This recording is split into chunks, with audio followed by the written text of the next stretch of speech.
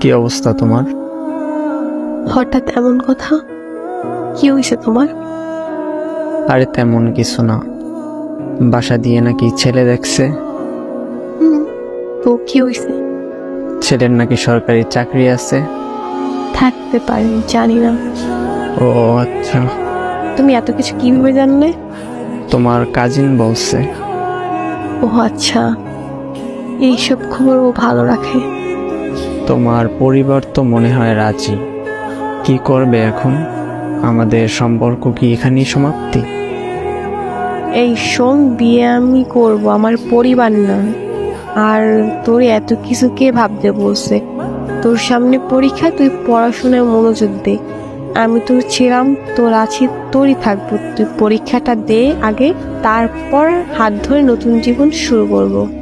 সত্যি তো? হ্যাঁ সত্যি। তোর হাত ধরছি কি অন্য কারো হয়ে যাবো এই জন্য নাকি? শেষ অব্দি তোর সাথে থাকবো, এটা মাথায় রাখ। পড়তে যা এখন। আচ্ছা।